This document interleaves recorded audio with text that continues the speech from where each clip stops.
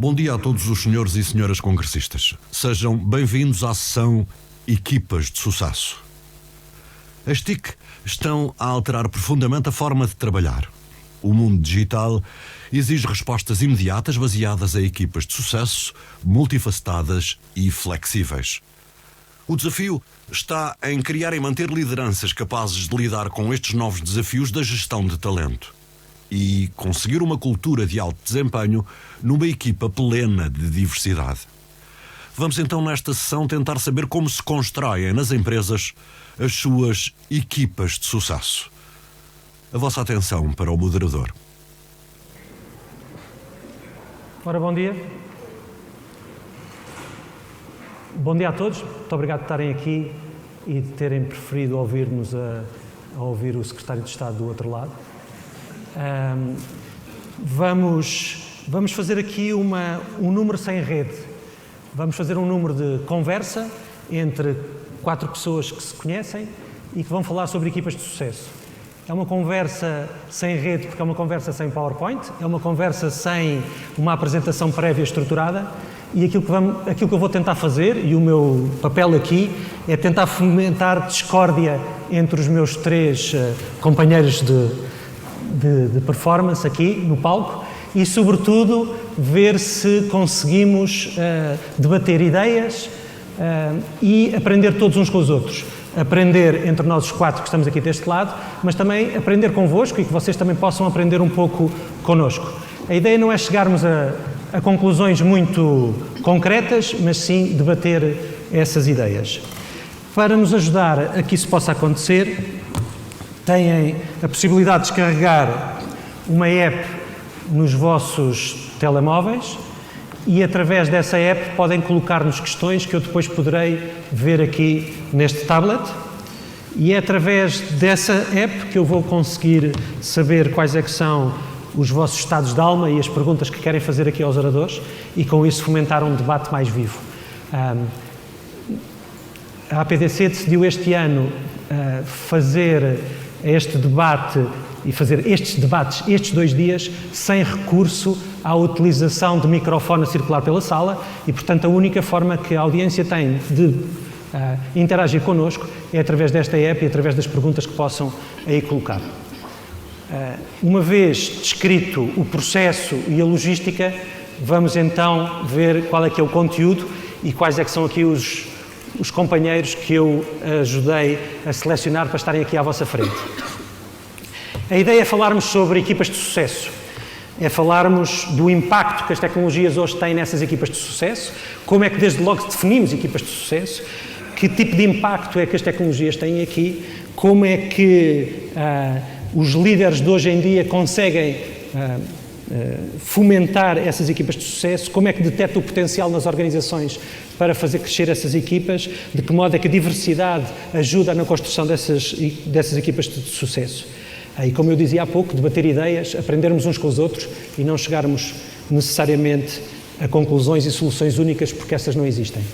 Para isso, convidei 3 pessoas para estarem aqui connosco hoje.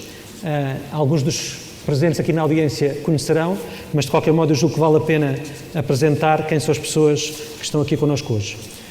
A Fernanda Tomás é a diretora de Recursos Humanos da região mediterrânica da Ericsson e cargo que acumula com o de Country Manager da Ericsson em Portugal desde 2002. Portanto, é uma pessoa que trabalha tanto do lado da gestão de um P&L como do lado da gestão de recursos humanos com uma abrangência maior a nível regional.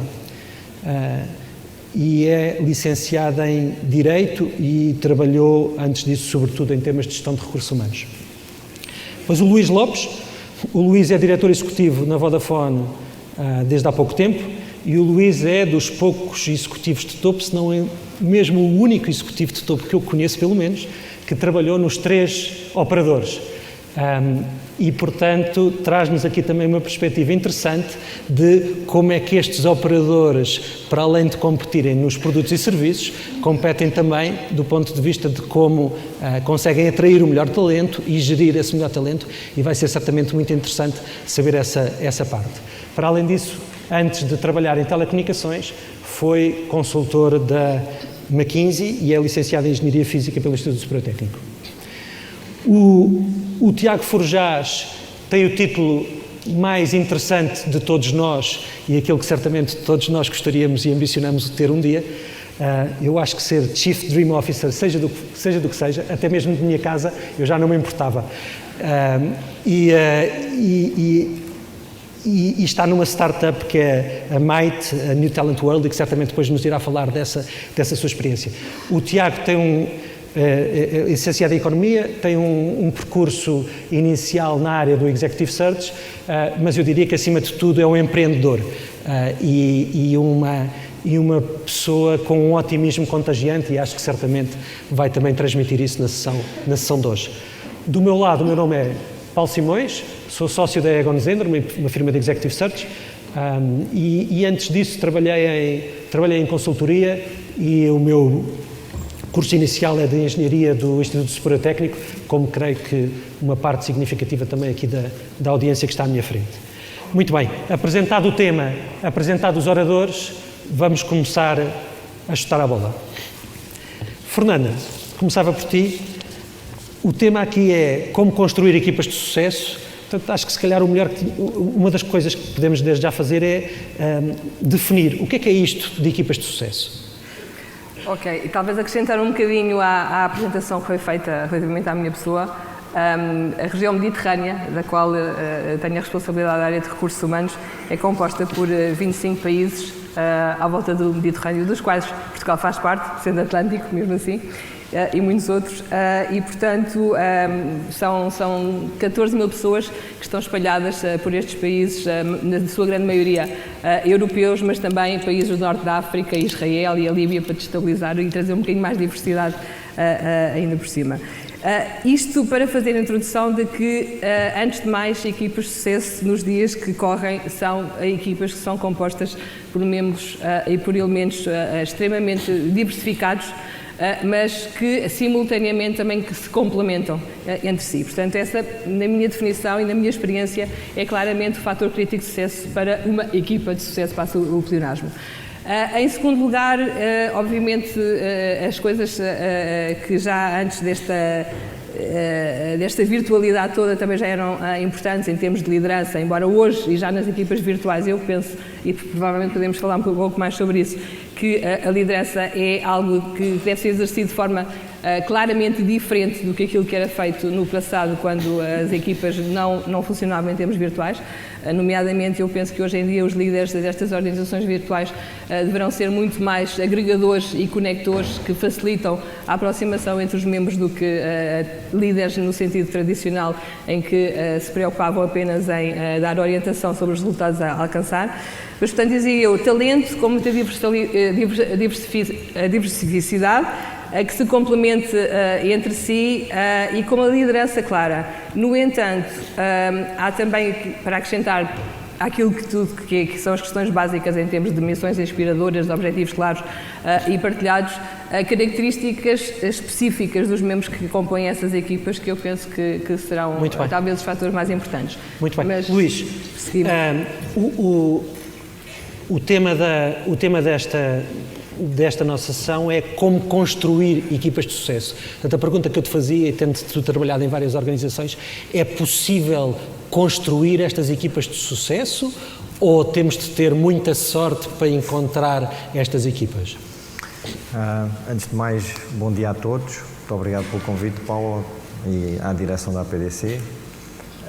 Vou começar só por fazer alguma correção, vais-me permitir, relativamente àquilo que afirmaste na abertura, que sou o único. Tenho a certeza absoluta que não sou o único. Há muita gente, provavelmente alguns presentes nesta sala, que trabalharam em várias empresas do setor, em mais do que duas, e de alguma forma isso também comprova que há algum dinamismo que o setor em Portugal tem. Relativamente às minhas funções, eu exerço funções não em Portugal, portanto faço as minhas funções, exerço-as essencialmente em Londres, onde tenho responsabilidade de vários países, na verdade, para o negócio fixo e não para o negócio móvel da Vodafone, e por esse motivo tenho tido, enfim, a possibilidade de assistir a um ambiente em que são construídas equipas de naturezas muito distintas, com culturas muito distintas, desde pessoas da Turquia, da Índia, da África do Sul, do Ghana. Por exemplo, a Vodafone é dona do incumbente de telecomunicações do Ghana. Portanto, somos o maior operador de longe no Ghana. Mas há países onde, enfim, temos uma grande diversidade cultural, uma grande diversidade de personalidades envolvidas em todos estes temas de negócio. Relativamente à tua pergunta em concreto, se construir equipas de sucesso é resultado de sorte ou resultado de esforço. Eu acho que é ambos. Obviamente que o fator sorte tem sempre que olhamos para trás e dizemos, tive aqui alguma sorte na maneira como tomei esta decisão ou na maneira como se construiu esta ou aquela equipa. Mas, acima de tudo, eu acho que a sorte se faz. Ou seja, é possível criar condições para minimizar os riscos que existem relativamente a composições de equipa, à maneira como as equipas vão trabalhar. Não existindo uma fórmula, na minha opinião, que se permita aplicar em todas as situações, existem características especiais que sabemos que são importantes conforme determinados projetos. Por exemplo? Uma das características, por exemplo, um líder de uma equipa é, na minha opinião, ele ser capaz de, simultaneamente, estabelecer metas ambiciosas para essa equipa e, ao mesmo tempo, ser capaz de se sentar com a equipa e, o que se costuma dizer, dar a mão e acompanhar quando existe uma questão mais difícil para resolver. Portanto, ser capaz de ter uma perspectiva de helicóptero e ver a floresta toda e, ao mesmo tempo, se existe uma questão muito concreta que a experiência dele ou até o conhecimento técnico que ele possa ter consiga abordar essas questões. Portanto, o papel do líder, na minha opinião, numa equipa é absolutamente fundamental. Tiago, ainda dentro da definição aqui desta nossa sessão, a palavra sucesso pode ter aqui várias interpretações e tu, como trabalhas com pessoas de várias organizações no teu trabalho na Mighty e anteriormente, eu gostava de tentar perceber como é que tu vês este tema aqui do sucesso. Este sucesso nesta equipas de sucesso ou na empresa de sucesso é um sucesso que deve ser visto do ponto de vista pessoal, do ponto de vista da equipa como um todo, ou é o sucesso para o acionista? E como é que, provavelmente, interesses e definições diferentes podem ser conjugados? Ok. Bem, bom dia a todos. Eu acho que é uma ótima questão, porque, de facto, às vezes a terminologia atraiçoa-nos, não é? Eu acho que todos nós, quando estamos numa equipa, temos que compreender muito bem as nossas intenções e motivações, mas eu acho que quando pensamos em equipa, aliás, talvez esse seja o ponto de partida de um grupo de indivíduos, deixar de ser um grupo e passar a ser uma equipa, é ter um único objetivo ao qual chamamos sucesso. E, portanto, essa terminologia eu acho que é preciso compreendê-la e acho que é papel do líder compreender as dimensões e as intenções que levam a que alguém queira colaborar, porque nós não podemos falar de equipas sem perceber que há dois tipos de trabalho que hoje coexistem nas organizações e nós muitas vezes não temos sequer consciência disso, não é? As empresas não estão feitas, não estão desenhadas para a colaboração. Nós construímos entidades para fazer execução. Portanto, estamos muito habituados e muito viciados em ortodoxias de trabalho que respeitam a hierarquia. Estamos muito mais capazes de saber o que é o indivíduo do que saber o que são as relações. Quando nós vamos trabalhar com uma equipa, temos que saber relações. Então isto é um novo mundo, não é? De facto, não é tão fácil. Parece que é dinâmico e linear, mas é muito mais orgânico e muito mais subjetivo, eu acho. Mas para responder, eu acho que começa-se uma equipa com uma única definição de sucesso. E ela às vezes tem que ser muito objetiva, muito concreta e tem que ser una. Não é? Nós quando olhamos para as equipas, que agora até para, como tu prometeste que eu ia tornar isto um bocadinho mais otimista, quando nós olhamos para equipas verdadeiras, não é? Quando olhamos para uma equipa de basquete, um ponto é um ponto, 3 pontos são 3 pontos. Quer dizer, nem sequer há discriminação de quem é que fez o sexto. E eu acho que as equipas, um dos grandes problemas é que não estabelece essa terminologia. Sucesso para nós é só isto. E temos que todos ser capazes de celebrar isso. É a famosa visualização do sucesso, é isso? Talvez se possa ir por aí, não é? A gente tem que ser capaz de realizar. Porque a visualização é imagética. Eu para ter um objetivo que eu consiga aderir, eu tenho que ser capaz de imaginar esse momento. Se eu vou abrir uma garrafa de champanhe, se eu vou telefonar à minha mãe, se eu apareço no telejornal. E essas coisas são deixadas ao acaso e são muito entediantes. Nós queremos é ter não sei quanto crescimento em vendas. Isso o que é que me importa a mim? As pessoas não vão para casa com remorsos de serem pouco produtivas. As pessoas vão para casa fazer contas à sua vida, às histórias que podem contar aos seus filhos. Não é? Então eu acho que essa imagética é importante e esses objetivos têm que ser atendidos. Não é? Mas e as tecnologias podem ajudar aí? Ou o facto destas famosas equipas virtuais em que as pessoas não estão face a face e não tomam um cafezinho junto acabam por dificultar essa parte mais emocional? Eu acho que a tecnologia não chega a ter personalidade, não é? Portanto, eu acho que a tecnologia não faz nada mais do que aquilo que as pessoas que a usam são capazes de fazer, honestamente. Acho que pode ser muito útil quando nós não estamos no mesmo sítio, utilizar a tecnologia para facilitar esse processo. Mas se nós não temos o software capaz de perguntar às pessoas que vão trabalhar connosco numa equipa o que é que te motiva por trás de estares aqui? Porquê é que estás aqui? Qual é que esperas ser o teu papel? Como é que eu posso contar contigo? Não há software que nos... E na tua experiência, as empresas em Portugal, já agora, fazem isso? Quer dizer, os líderes fazem isso? Fazem essa pergunta? Eu acho que eu já vi isso acontecer, já vi líderes em empresas portuguesas fazerem isso de uma maneira absolutamente inspiradora, mas obviamente se a pergunta é feita numa perspectiva generalista, eu acho que a grande maioria não, porque nem sequer tem consciência de separar o que é trabalho colaborativo do que é trabalho de execução. Fernanda, tu geras equipas virtuais que estão por esses países todos que mencionaste. Como é que fazes? Eu, antes de dizer exatamente e partilhar com todos a minha experiência, e também gostaria e estou a gostar, obviamente, de ter também a experiência aqui dos meus companheiros deste debate, queria comentar e desafiar um bocadinho o que foi partilhado antes. Relativamente ao que o Tiago disse, no que diz respeito às competências de relacionamento, eu quero reforçar essa ideia. Claramente, e sobretudo na Ericsson, no que nós fazemos quando recrutamos talento, antes de mais, e quando o desenvolvemos, trabalhamos tanto as competências de negócio, tanto as competências técnicas, como as competências mais em termos de soft skills, e nomeadamente em termos de capacidade de relacionamento.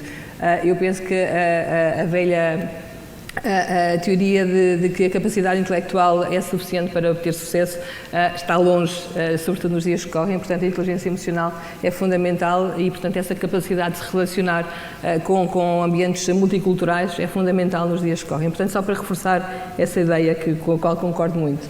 Relativamente ao Luís, concordo, mas também gostaria de questionar o papel da liderança, ou seja, eu acho de facto que o papel do líder dentro de uma equipa é extremamente fundamental, mas nas equipas virtuais o papel do líder é algo distinto do papel do líder tradicional. Eu penso que isso também é algo que nós temos que ter em consideração. Um pouco aquilo que eu tentava expressar, mas vou reforçar um pouco no sentido em que o papel do líder é muito mais também, como o Luís dizia muito bem, não só de saber qual o objetivo ambicioso a alcançar, mas como chegar lá e portanto, ter também capacidade de, em simultâneo, executar, mas, sobretudo, de fazer com que toda a diversidade passe só da diversidade da equipa, a inclusão e a complementaridade e fazer com que os membros da equipa ultrapassem conflitos, que, se entretanto forem conflitos meramente processuais ou de atividade, são fantásticos, porque é daí que na minha ótica, nasce algo melhor, mas se tornarem conflitos pessoais, já são muito complicados. E aí o papel do líder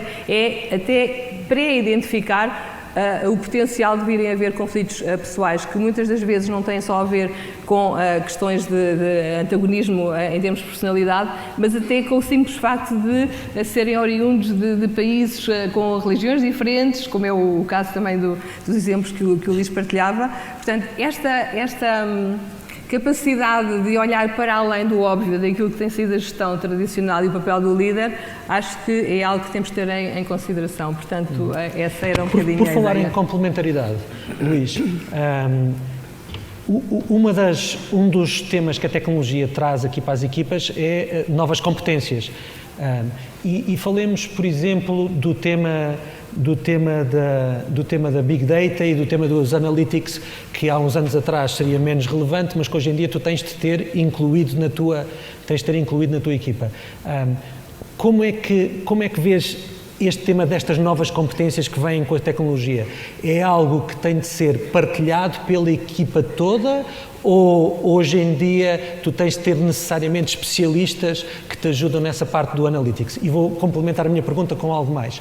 Há uns anos atrás tu tinhas marketeers que eram sobretudo pessoas do mais comunicação, depois passaste a ter o lado do marketing comunicacional e o lado do marketing analytics, e hoje em dia eu acho que tens as coisas misturadas outra vez. Tu que és um homem de B2C, que trabalhaste nestes temas, como é que vês isto, estas novas competências e estas novas tecnologias? Eu não sei se há uma resposta clara para a tua pergunta, Paulo, para te ser franco, porque as equipas sobre o que incidem sobre problemas de natureza distinta. Tipicamente, e vou falar um bocado mais em concreto de como é que eu trabalho e como é que as equipas com qual lido diretamente. Os temas são distintos, portanto a composição das equipas é muito diferente, as competências que são necessárias para cada, diria, projeto ou objetivo também é distinto e, portanto, não te consigo dar uma resposta sobre se o grau de competências que as pessoas têm que ter ou literacia tecnológica relativamente a temas tão vastos que eu confesso pessoalmente nem sei qual é a resposta do que é o Big Data. Big Data é dados grandes, é tudo. Portanto, diria que não te sei dar essa resposta, a não ser que hoje em dia, com a tecnologia, o tipo de coisas que é possível em termos de processos de funcionamento de equipas e do ponto de vista de novas formas para criar inovação em produtos, serviços, processos, é de tal forma complexo e de tal forma, diria, abrangente em todas as áreas que se possa imaginar, que é importante ter cada vez mais experts nas matérias, nas equipas e que por vezes possa até ser experts óbvios para aquele tema, mas que vão aportar perspectivas distintas daquelas que à partida poderia-se ter. E portanto diria que não tem que ter todos, mas pelo menos em alguns casos acho que é importante existir.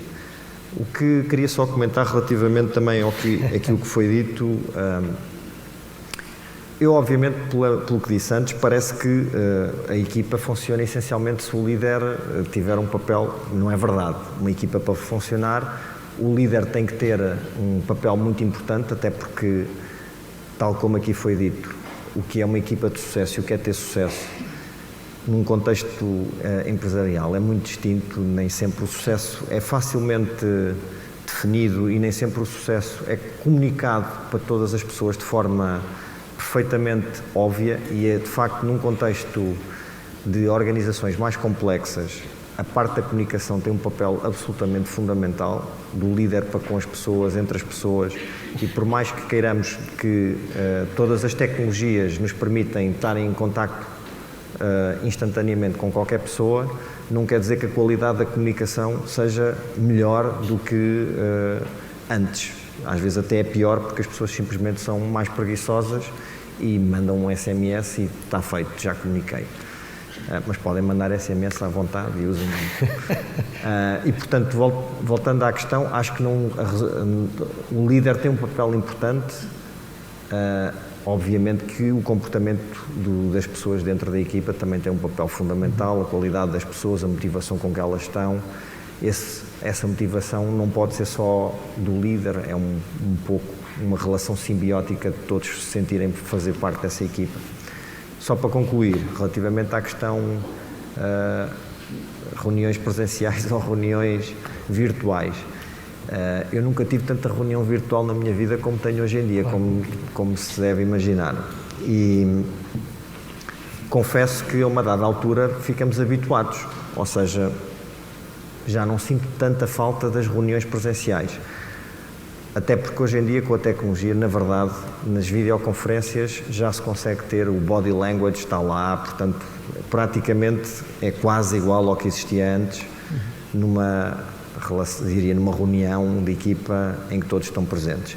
Dito isso, eu acho que as questões que se disseram aqui, que relativamente à maneira como as equipas funcionam e o que funciona melhor e o que funciona pior, acho que os aspectos de a criação de relações entre os membros da equipa tem um papel tão grande na eficácia das equipas que, se nos restringimos simplesmente ao virtual, essas relações, pelo menos na minha experiência, tendem a não se consolidar da mesma maneira como uma relação cresce quando existe uma reunião presencial ou quando as pessoas simplesmente passam mais tempo juntas. Absolutamente. Deixa-me pegar nisso. O Tiago é conhecido do lado do empreendedorismo também pelas plataformas colaborativas com que vai trabalhando e avançando, e eu sei que uma parte daquilo que estás a fazer hoje é precisamente de tentar perceber como é que, e ajudar os teus clientes do ponto de vista da colaboração, precisamente nesta problemática que o Luís acabou de levantar. Eu gostava de perceber como é que isso funciona, como é que isso vai beber ao tal Big Data que estávamos a falar há pouco e ao HR Analytics. Okay. Bem, eu penso que hoje o que estamos a viver é, de alguma maneira, a emergência da matemática e dos dados para uma aplicação nova, não é? Que é a gestão das pessoas. E quando nós pensamos em HR Analytics, conseguimos ver que houve uma paragem no tempo do ponto de vista da psicologia, não é? Quase tudo o que é psicologia que nós utilizamos hoje no mundo corporativo foi desenvolvido nos anos 50, quando o trabalho era uma coisa completamente diferente daquilo que é hoje. Portanto, qualquer base de psicometria hoje, para ajudar um jovem a tomar uma decisão de carreira, tem como pressuposto que o output de um teste psicométrico é uma função independente. Ou seja, normalmente o que dá é arquiteto, advogado, médico. Se nós pensarmos nos anos 50, as casas eram onde as pessoas trabalhavam. Portanto, a minha avó tinha uma casa com 2 portas, tinha um escritório. Portanto, o conceito do trabalho mudou radicalmente. Portanto, a matemática, a tecnologia e o data veio trazer um poder incomensurável às organizações, mas nomeadamente transferiu esse poder para as pessoas.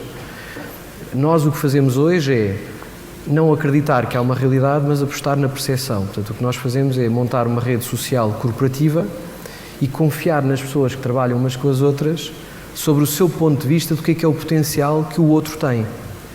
E com isso, o que é que se captura? Captura-se informação que é estatisticamente relevante sobre os atributos positivos de alguém, mas também se consegue perceber que relações de reconhecimento de talento é que existem. Portanto, claro que já todos sabemos que as empresas têm organogramas, mas não conhecemos os sociogramas.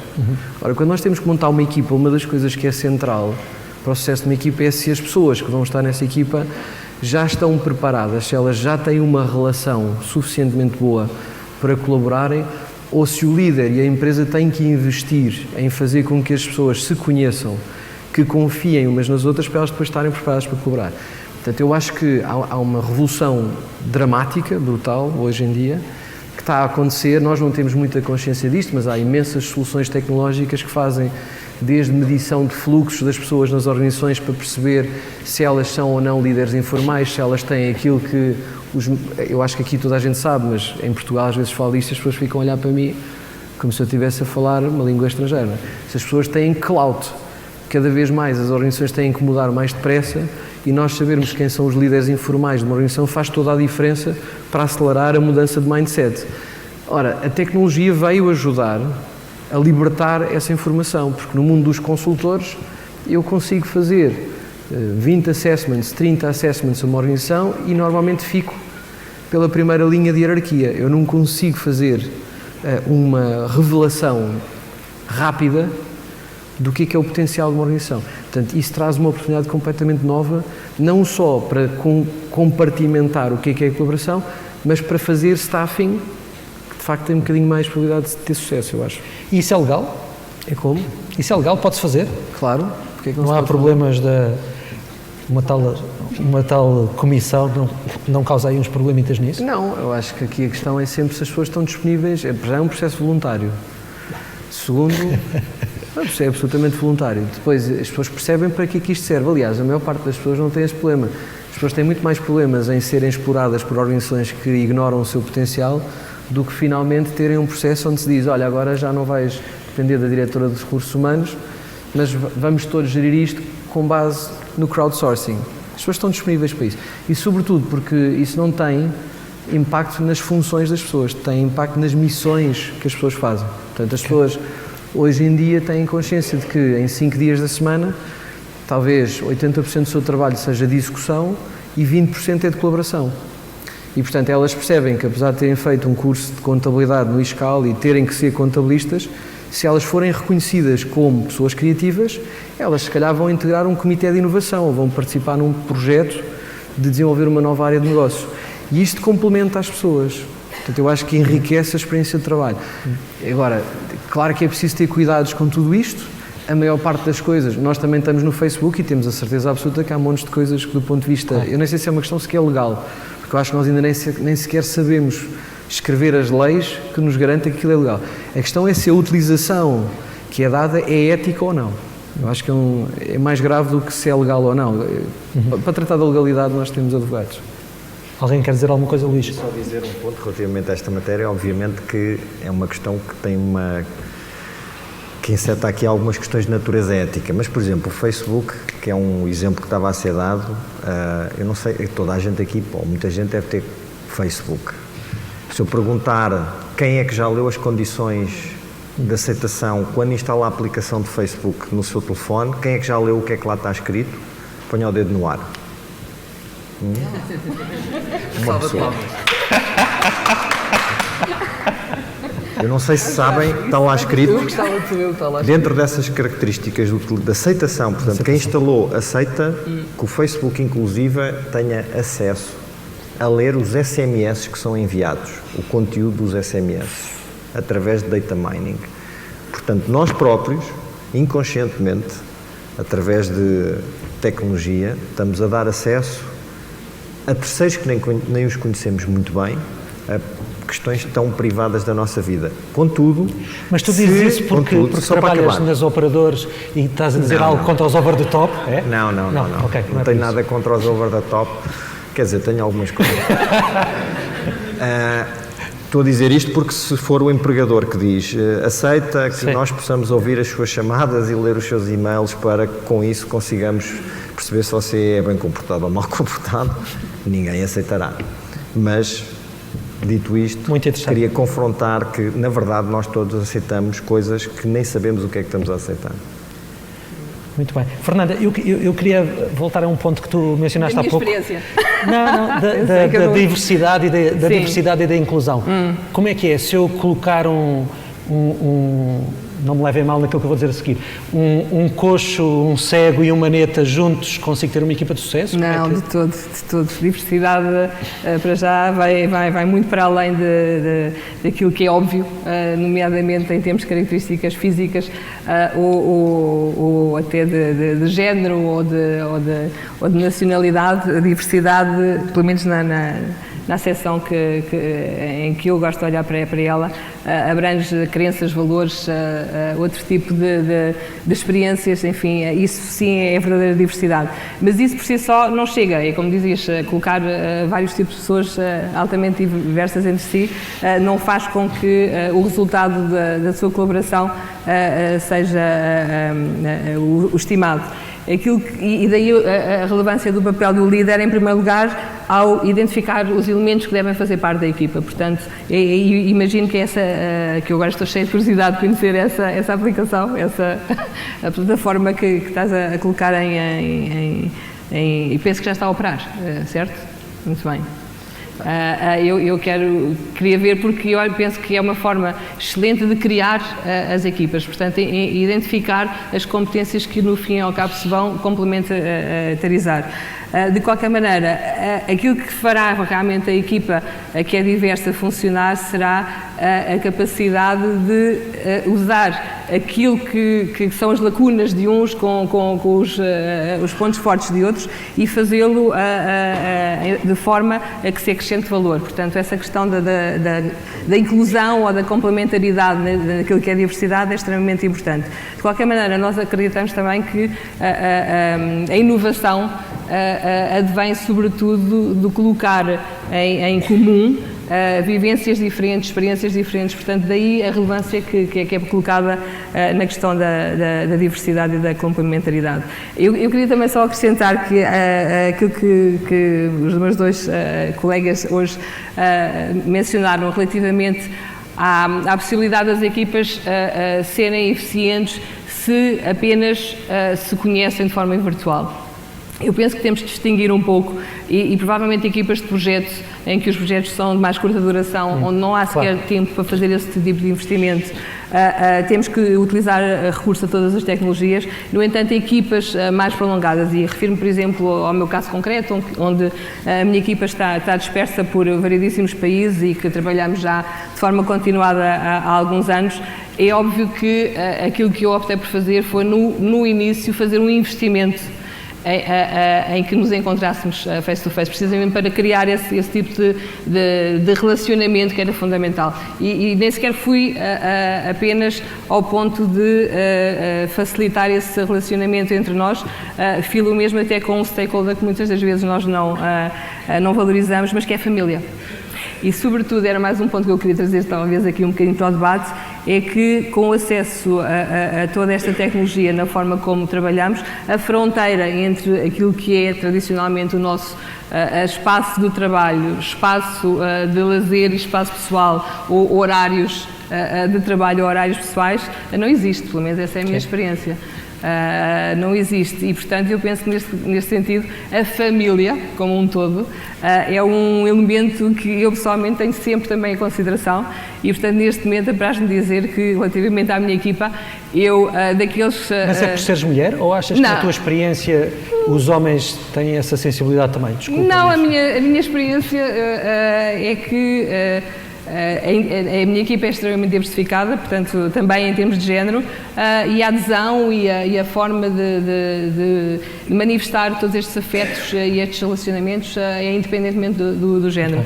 Mas eu ia só acrescentar que eu neste momento conheço os filhos de membros da minha equipa que são da minha geração e até conheço mães de alguns que são millennials e que também fazem parte da geração e que não os conheço pessoalmente, até os conheço virtualmente, porque muitas das vezes as pessoas estão a trabalhar de casa e de repente passa assim um vulto por trás que eu pergunto sempre quem é e então já agora apresente. E portanto há sempre mecanismos que nos permitem, mesmo à distância e mesmo virtualmente, fazer com que aquelas pequenas coisas do dia-a-dia em que aproximam as pessoas também existam neste mundo virtual. Já começámos a ter algumas perguntas, não desistam, enviem as vossas perguntas, vamos aqui tentar responder a uma ou outra e eu vou começar já aqui por uma pergunta que a Elsa Luís faz sobre os fatores de motivação das equipas e eu perguntava já aqui ao Tiago, porque essa foi uma coisa que discutimos e que temos vindo também a discutir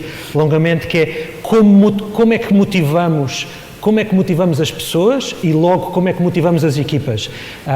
O tema, o reward versus o compensation, como é que isso no século XXI está mudando face àquilo que era antes? É uma ótima pergunta, Elsa. Quem é que é a Elsa já agora? Obrigado. Bem, vamos ver. Tudo isto que nós estamos a discutir está muito escrito, não é? O Thomas Malone, em 2008, escreveu um artigo na Harvard Business Review que falava precisamente sobre o mundo virtual e um jogo chamado World of Warcraft, que provavelmente muitas pessoas na sala conhecem, e o artigo versava precisamente sobre como é que se lideram equipas virtuais e uma das coisas que se ganhou consciência foi que a motivação colaborativa é um bocadinho diferente da motivação funcional. Nós, quando temos uma função, estamos à espera de ser remunerados. Nós, quando temos uma missão, estamos à espera de ser reconhecidos. E as pessoas muito poucas vezes têm consciência disto, parece que se esquecem. No World of Warcraft, por exemplo, uma das coisas que foi experimentada com grande sucesso é que quando eu monto uma guilda, portanto, quando um conjunto de jovens querem passar uma etapa ou querem destruir um monstro, aquilo que é claro é que há um líder que vai liderar virtualmente, isto é tudo feito com auscultadores e com um ecrã muito mais complicado do que nós somos capazes de gerir, eu pelo menos. E o que acontece é que há um luto, é uma coisa tipo, portanto, há um prémio no final, que é dividido entre todas as pessoas que destroem o monstro, mas sobretudo há mecanismos de recognition, portanto, este mundo dos badges, da visibilidade que nós ganhamos, da crença que nós estabelecemos para nós, de que aquilo que vamos ganhar é-nos útil para o nosso sucesso, seja lá aquilo que nós definimos como sucesso, é crítico. Eu acredito muito mais na motivação por via do reconhecimento quando estamos a falar de equipas e quando estamos a falar de projetos do que o incentivo pecuniário. Mas há empresas que fazem um bom mix destas duas coisas. Simplesmente as empresas hoje ainda não estão muito capazes de remunerar valor, elas remuneram execução.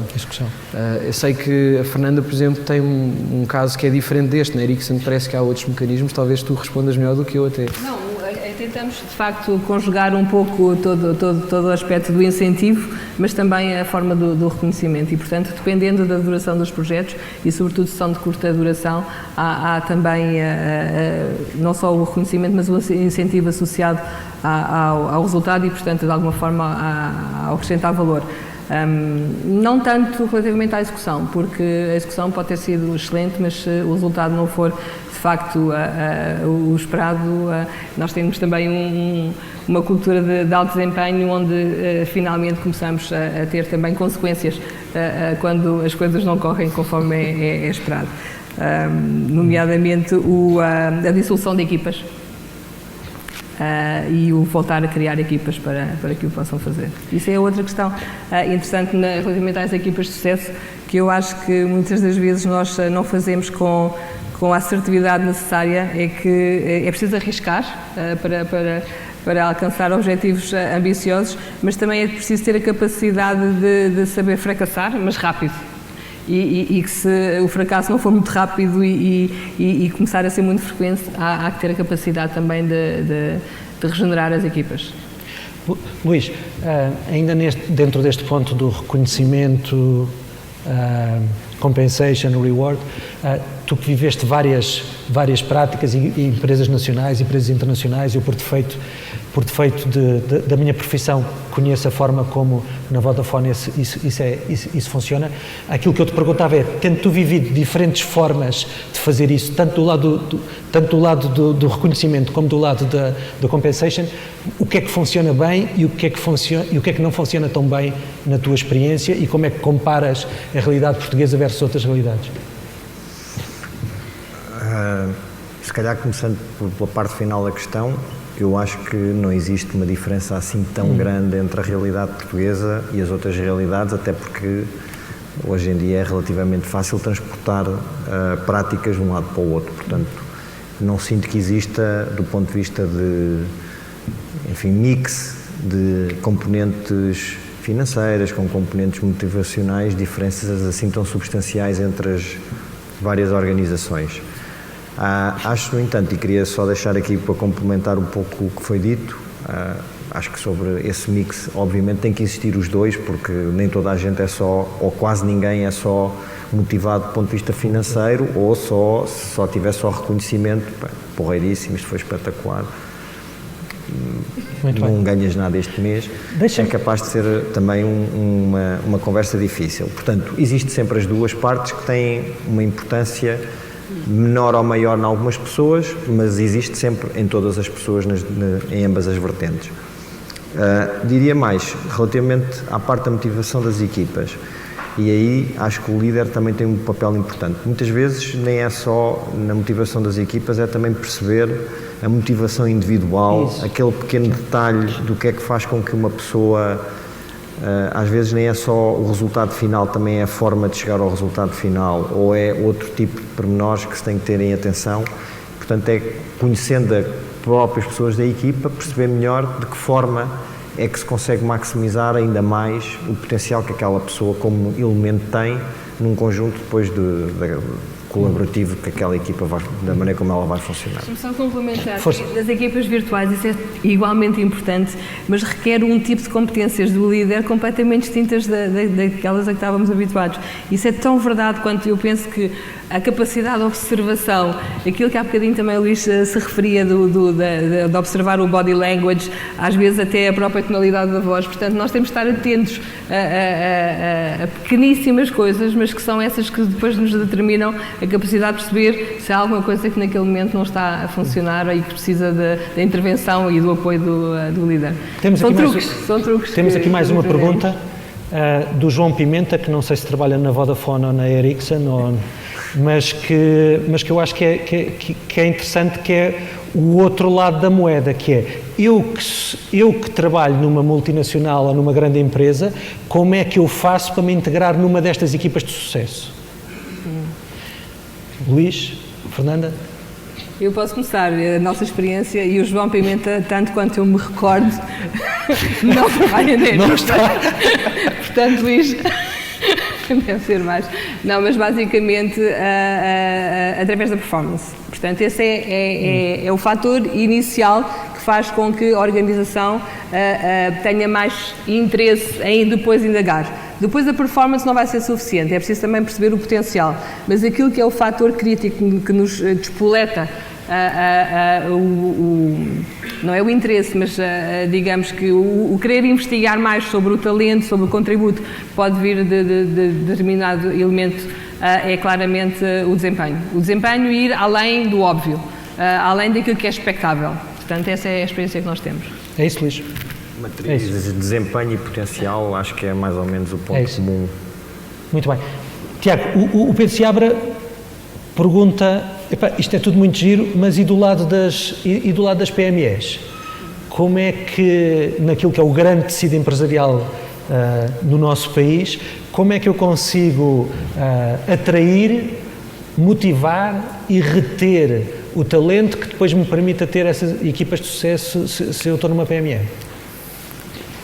Eu acho que é uma ótima questão, mas pode-nos levar muito tempo a discutir. A grande vantagem das multinacionais ou das empresas grandes é que elas, na realidade, elas enganam toda a gente, não é? Porque, através da marca, porque nós vemos um mundo consumista, portanto, nós achamos que trabalhar na Google é bestial em todas as funções, em qualquer parte do mundo, e não é verdade. Eu já trabalhei com imensos executivos que estavam fartíssimos da Google, porque na realidade estavam fartíssimos dos seus chefes. As PMEs só têm uma maneira de realmente se promoverem e de atraírem talento, é falarem sobre as pessoas que têm lá dentro. E isso cria um problema, porque nós estamos habituados a uma ortodoxia que é uma empresa, um CEO. Eu a sugestão que tenho para uma PME que queira atrair talento é mostrar as várias pessoas que têm, encontrar uma nova forma de comunicar que tipo de pessoas é que têm lá dentro. Porque eu não tenho dúvidas nenhumas, aliás digo isto muitas vezes a jovens que me procuram, eu preferia 1000 vezes trabalhar com o Steve Jobs numa empresa funerária do que trabalhar na Apple com o Tim Cook. Porque eu acho que o que nos motiva, aquilo que nos faz crescer, a grande sorte que nós podemos ter é trabalhar com pessoas extraordinárias. E o problema é que o mundo está enviosado para as marcas. Portanto, as pessoas, eu falo com os jovens e eles já vêm todos encrençados, querem trabalhar na empresa XYZ, porque de facto tem uma imagem fabulosa. E então eu acho que as PMEs têm uma grande sorte, uma grande oportunidade de mostrar quem é que são essas pessoas. A grande parte das PMEs que eu conheço em Portugal, sobretudo aquelas que são mais empreendedoras, têm pessoas absolutamente extraordinárias. E o problema é que esse tipo de comunicação não é muito legítimo, parece que é vaidade pessoal. Aliás, a maior parte desses CEOs, ou das pessoas que fundaram essas empresas, são muitíssimo discretas, são muito humildes, portanto dá muito mais trabalho. De facto, eu não só descobrir pessoas extraordinárias dentro de PMEs, como elas próprias dizerem, se vires bem dentro desta PME, estão aqui seres humanos, nem sequer estou a falar de funcionários ou CEOs. Depois nós temos estas ortodoxias todas de se é o CEO ou se é o Chief Dream Officer. São pessoas que são capazes de nos ensinar, são pessoas que são capazes de escutar e de aprender, não é? E eu acho que aí há um material muito interessante. Eu acho que as PMEs aprendem a uma velocidade muito mais interessante do que a maior parte das empresas que já têm muita burocracia. E é preciso compreender isso, não é nada de mal. A complexidade de estar em vários teatros de operação, em várias geografias, cria burocracia. Mas eu percebo que é um ponto de dor, não é? E os jovens estão completamente convencidos que a marca que é, e muitas vezes até a segurança, está associada a isso. Eu acho que isso está a mudar, sim, mas acho que é um processo lento. Sim. Temos aqui mais uma pergunta. A Suzane Rodrigues faz uma pergunta direta à Fernanda sobre o tema do falhar melhor, falhar mais rápido. E Fernanda, a pergunta está aqui, não é? O que é que isto significa, o que é que podem ser esses fracassos e como é que isso ajuda a construir a equipa? Mas eu fazia-te uma pergunta a seguir a essa, que é... Há umas tantas diferenças óbvias entre a Europa continental, sobretudo a Europa continental do Sul, e o mundo anglo-saxónico. Isto no mundo corporativo. E se há uma diferença monumental quando eu entrevisto pessoas pelo mundo inteiro, é que no mundo anglo-saxónico falhar é um benefício, é uma oportunidade fantástica que eu tive de aprender, e as pessoas numa entrevista falam muito do que aprenderam com o falhanço. Eu, em Portugal, não só numa entrevista tenho dificuldade em falarmos sobre os falhanços, como quando eu pergunto, e o que é que aprendeu? Na maior parte das vezes tenho silêncio. Essa é também a minha experiência enquanto entrevistadora, claramente. É isso e os pontos a desenvolver. Tipo, tenho que se pensar sempre imenso e normalmente são pontos fortes levados ao seu excesso. Mas isto, para responder à Susana, penso que foi a Susana que colocou a questão. Eu penso que é extremamente importante que as equipas tenham a capacidade de arriscar de forma controlada, mas tomar riscos, porque dificilmente vamos conseguir resultados e acrescentar valor, de facto, se esses riscos não forem tomados. Isto traz associado a possibilidade de falhar.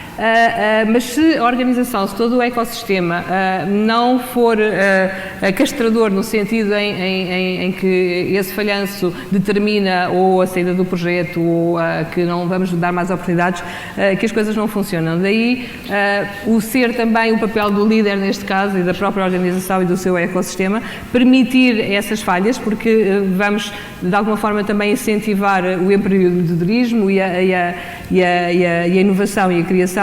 E no fim do dia depende também para a forma como olhamos depois para as coisas. Provavelmente alguém ou uma equipa que tenha tentado 5 formas diferentes de fazer as coisas, provavelmente falhou uma e conseguiu, falhou 4 e conseguiu uma.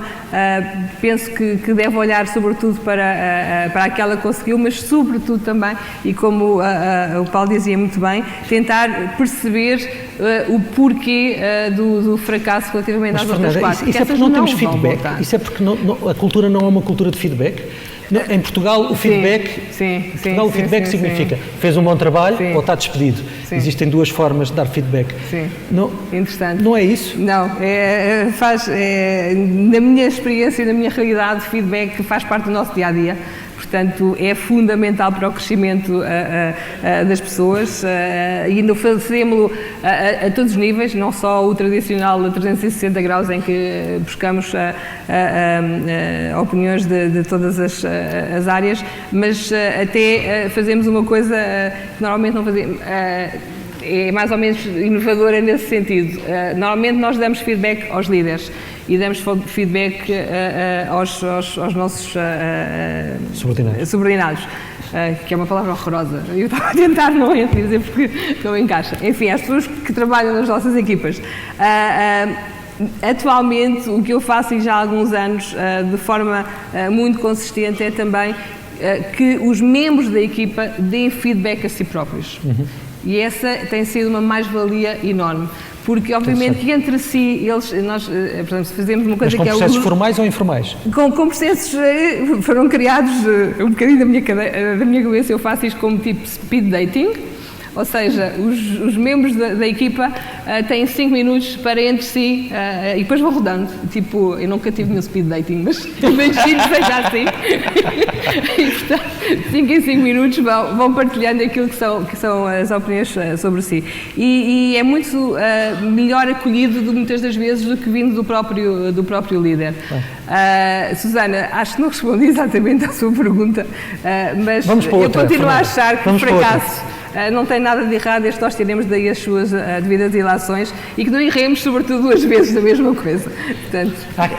Temos aqui outra pergunta que é: como e quem é que identifica o líder destas equipas de sucesso?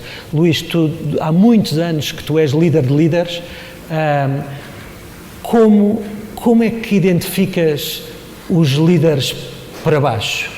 Hoje em dia traz centenas de pessoas. Dessas centenas, como é que vais identificando e como é que vais filtrando, como é que vais encontrando estes líderes? E vamos fazer a pergunta à La McKinsey, entre nós os dois é mais fácil.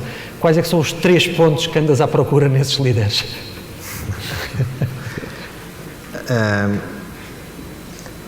Numa empresa grande é com certeza diferente de uma empresa muito grande. Essencialmente esse processo resulta dos próprios processos de avaliação de pessoas, porque é impossível conhecer toda a gente e, portanto, diria que essencialmente o processo acaba por resultar estritamente do passado que essa pessoa teve e às vezes tem que se fazer apostas pessoais numa pessoa porque se falou e acredita-se ou não se acredita que vai funcionar bem. Portanto, diria que esse é o processo normal que uma empresa como a Vodafone tem. Está bem, mas aí reduziste de 1000 para 50 e depois? Ou para 20 e depois? Há sempre muitas equipas, Paulo, portanto, dificilmente existe uma situação em que o que existe é excesso de líderes para colocar. Existe normalmente é falta de pessoas. Tipicamente numa empresa existem menos recursos do que são necessários. Portanto, acaba por ser quase sempre e resulta de um processo ao longo do tempo que as pessoas, em princípio, que estão a trabalhar têm todas competência, portanto, não há incompetentes crónicos, tipicamente, e, portanto, ajustam-se melhor a determinado tipo de projetos do que a outros. Portanto, essencialmente, o processo que existe é um processo de alocação de projetos ou de funções às pessoas que melhor acreditamos que têm capacidade para liderar essas áreas. Quais são os atributos, foi a tua pergunta. Eu tipicamente gosto de pessoas com capacidade intelectual, forte capacidade de relação interpessoal, são as duas características que tipicamente procuro. Tiago, queres ajudar aqui a esta... Estava aqui a pensar se eu havia de partilhar isso, que isso é uma fórmula secreta, não é? Quer dizer, depois de dizer o que é que eu gosto, as pessoas depois fazem de conta que são isso. Não, agora, fora de brincadeiras, eu acho que há uma característica e talvez eu possa contar até uma pequena história sobre isso. Eu o que valorizo é as pessoas serem genuinamente curiosas, portanto, terem sempre vontade de aprender, porque eu acho que é impossível nós vivermos num contexto de liderança sem termos essa curiosidade. Acho que isso é essencial. Acho que o otimismo é essencial. Eu não consigo trabalhar com pessoas que não consigam superar a adversidade ou encontrar em si resiliência, talvez. Portanto, acho que o otimismo é fundamental. E depois acho que a sinceridade é talvez aquela questão que eu acho que é mesmo basilar, porque nós conseguimos gerir tudo, as boas e as más notícias da vida. A única coisa que não se consegue gerir, nem um mentiroso consegue fazer isso, é gerir o segredo. E, portanto, eu acho que a sinceridade é essencial. Mas copiei isto de alguma maneira de uma história que eu ouvi há coisa de umas semanas. Eu fui a Nova Iorque ao World Business Forum e uma das coisas que ouvi lá que achei absolutamente formidável foi uma coisa bizarra, não é? Eu não sei, mas algumas pessoas sabem que eu gostava de ter sido realizador de cinema e, aliás, isto ajuda-me imenso quando tenho que montar equipas, porque acho que é exatamente o mesmo exercício. Mas então contaram uma história que na Pixar o que existia era um processo muito paciente de saber o que é isso de montar uma equipa extraordinária. E as pessoas não sabem, não é? Mas o primeiro filme da Pixar demorou 20 anos a ser feito. E implicou dois sonhos, o sonho do George Lucas e depois a capacidade de colaborar do Steve Jobs, que há poucas pessoas que percebem que o Steve Jobs era talvez o líder colaborativo mais fascinantes que alguma vez existiu. E então a história que eu queria partilhar é esta, é que o Toy Story 2, apesar de ter demorado muito menos tempo a ser feito, foi perdido. E, portanto, algum dia alguém teve que ir ter com o Ed Catmull, que é o CEO da Pixar, e dizer, olha, nós perdemos o filme. E eu acho que as organizações que têm esta cultura, eu acho que a cultura do falhar não serve para nada se não houver a aprendizagem a seguir. Falhar por falhar não serve para nada. E então achei fascinante que o que aconteceu foi que o Ed Catmull escangalhou-se a rir. E este era o insight, era como é que é possível um investimento brutal de tempo e horas e de frustração de ser dada uma notícia destas, que aqui daria asa que alguém fosse despedido ou se calhar até se montava uma comissão de inquérito, não sei. Mas a realidade na Pixar é que ele riu-se e depois acrescentou e disse, deve ser muito difícil para ti dizeres-me isso. E eu acho que essas são as organizações que de facto têm histórias para contar. Esta história não correu mal porque todos vimos o Toy Story 2. Portanto, esta é a mesma empresa que deixou que uma mulher, por estar grávida, levasse para casa um laptop que vale $80 mil para ver o Master Copy. Portanto, lembraram-se que essa senhora tinha uma cópia em casa dela e felizmente não correu mal. Mas depois em entrevista, eu tive a sorte depois até de ouvir uma entrevista do Ed Catmull a ser questionado sobre como é que era trabalhar com o Steve Jobs. Ainda fiquei mais intrigado, porque quando o Ed Catmull tive que ir falar com o acionista e disse, olha, Steve, perdemos o Toy Story 2, aquilo que o Steve Jobs fez foi exatamente a mesma coisa. Ele riu-se e disse assim, deve ser muito difícil para ti dizeres uma coisa dessas. Portanto, eu acho que isto sintetiza tudo, não é? Ser curioso, sincero e otimista acho que é essencial. Eu vou pegar nisso só agora para dar aqui uma nota. O artigo de capa da Harvard Business Review de junho deste ano foi escrito por um colega meu, pelo Cláudio Fernandes Araújo, da Dagon Zender, e fala sobre como detectar potencial em gestores e em executivos. Aquilo que está na HBR e que resulta da investigação que nós fizemos ao longo de anos é que precisamente o fator que mais contribui é a autocuriosidade.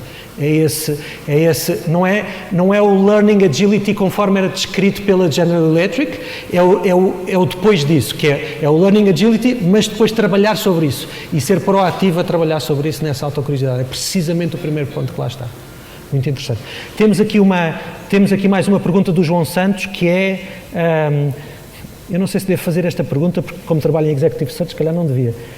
Como é que uma equipa pode recuperar depois da saída do líder? Isto não necessariamente quando foi uma empresa de Executive Search que tirou de lá o líder, bem entendido. Fernanda? Se, tal como eu tenho vindo a defender desde o início, o líder tiver feito o seu trabalho ao ponto de se tornar inútil, e passo a explicar, se tiver tido a capacidade de pôr os membros da equipa a funcionar de tal forma em que a relevância do líder continua a ser fundamental, mas não a premissa para que as coisas aconteçam, então eu penso que, de qualquer maneira, o rejuvenescimento e a transformação constante e a mudança são sempre fatores positivos. Portanto, para mim, a questão da constante renovação de líderes das equipas é um fator normal da vida das empresas e ainda bem, porque é o vosso negócio. Não okay. Vejo nenhum tipo de problema de maior relativamente à continuidade da equipa nessa perspectiva. O líder é mais um elemento da equipa, com algumas características específicas, mas não deixa de ser um elemento da equipa. E acho que damos demasiada importância, por vezes, apenas ao líder da equipa. Nos tempos que correm, tudo é demasiado complexo para que possamos depender apenas, única e exclusivamente, de uma pessoa.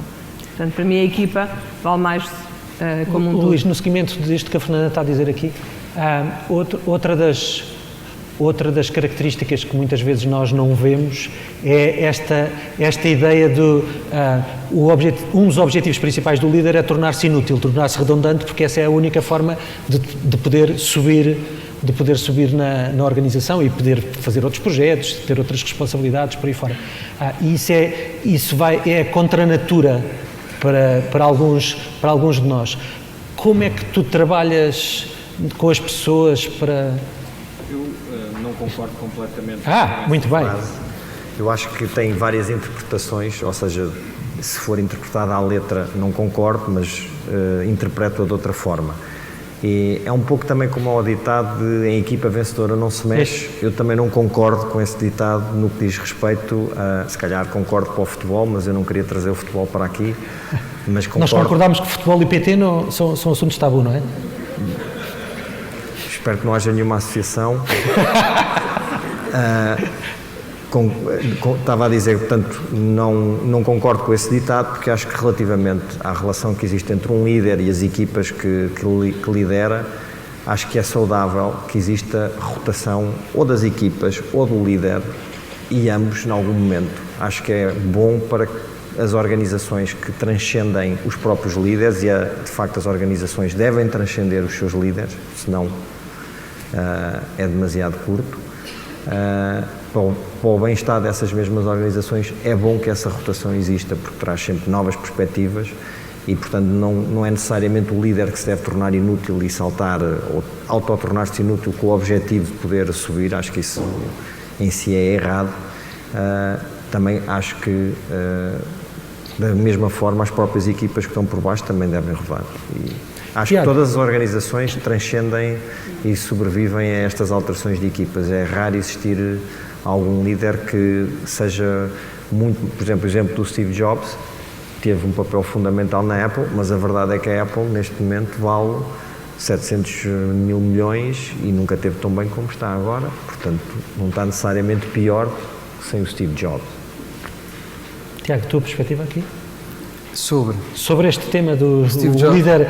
Não sobre Steve Jobs, não, mas mais sobre o tema do líder. Eu acho que há uma grande confusão sobre o tema da liderança quando estamos a falar em termos de equipas, não é? Porque, lá está, para já é muito redutor pensar no líder da maneira como nós o vemos, que é a cabeça de proa de uma organização. E isso é um problema dos nossos tempos, é um problema de mídia. Eu nunca encontrei uma organização, a história de uma companhia bem contada, que não tivesse pelo menos sinergia, 2 pessoas.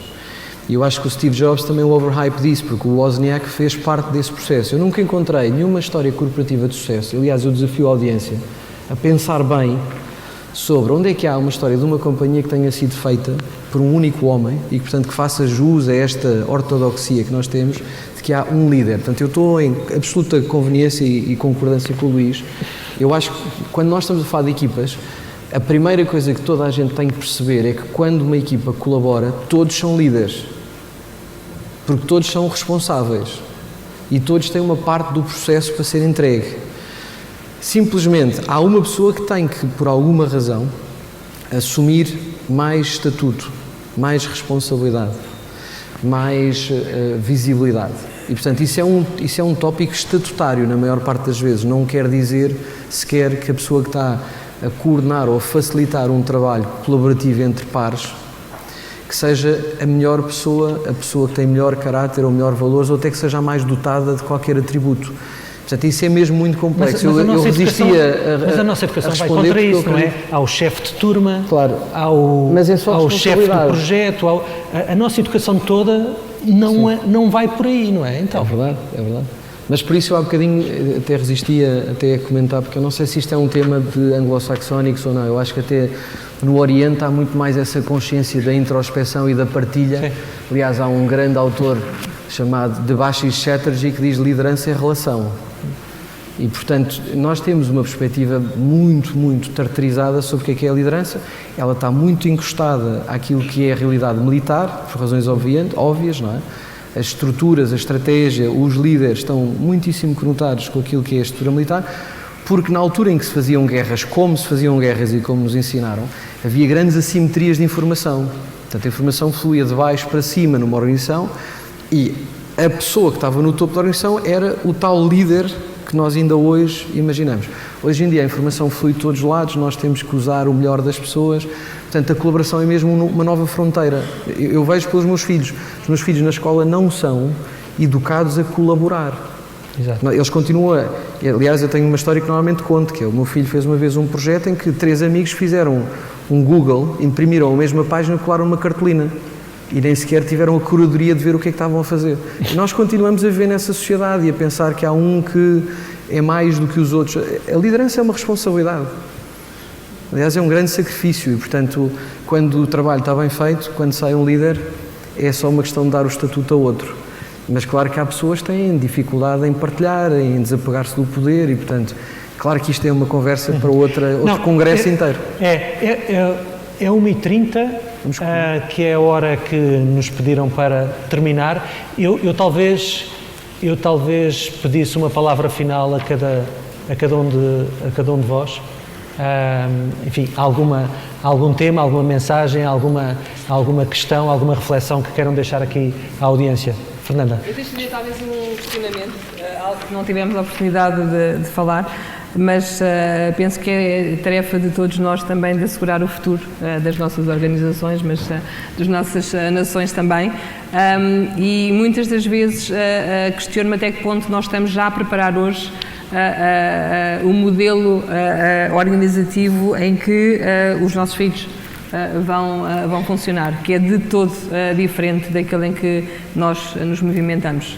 Eu às vezes quero mandar uma informação para a minha filha que tem 15 anos e ela por simplesmente não abre o e-mail. E-mail, isso é completamente obsoleto. Absolutamente. Portanto, eu já estou no Instagram, no Facebook, porque é a única forma que eu tenho de manter a relação com eles. Agora, temos que também trazer toda essa realidade para o mundo das empresas. Portanto, nós na Ericsson funcionamos já muito com blogs, com outros sistemas de partilha de informação, com nós chamamos de MyNet, mas acaba por ser um Facebook interno.